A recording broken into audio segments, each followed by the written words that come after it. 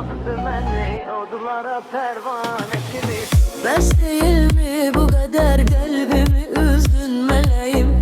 Yok demeyden ne usandın melediyon meleğim. Üreğidir girkmeli bir yol ele süzdün meleğim. Yüreğim titredi sinemde zarif nane kimi. Bakışın karşısında çetin ki bir kez dayana. O kara gözlerine bakan gereği od dayana. Seni ilk defa gözüm gördüğü dandan bu yana. Çekilip her şey yukum süpü o baştan ekimi.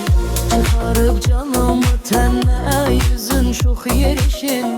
Kumar gözünle hilal kaşların zarif gelişin. Lebin şeker yanağın al hele mirvar dişin. Dodağın altta düzülmüş necedir dane kimi. Bilirəm musiqiyə sənətə çoxdur həvəsin. Ləsərif musiqidən incə məlahətli səsin. Fəsli yazdan gətirəm müjdə təravət nəfəsin. Eyləyib gör necə meysiz məni məstanə kimi. Səni mən an verdim ilahinin varlığına. Ne sebep var de bilim bəs bu inatkarlığına. Vurunam tekçe dedin kerim sənətkarlığına. Sənə yoxdu benzeri bir əhli meyxane kimi.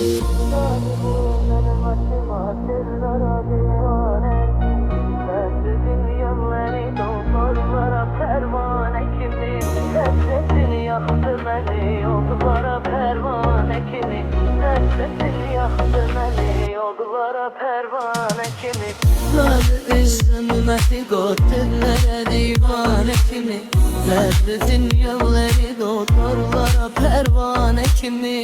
Hasretini yaktı beni yollara pervane kimi. Hasretini yaktı beni yollara pervane kimi. Ar izlemeti bu çöllere divane kimi. Lezzetin yolları dodlarlara pervane kimi. Hasretini yaktı beni yollara pervane kimi. Hasretini yaktı beni yollara pervane kimi.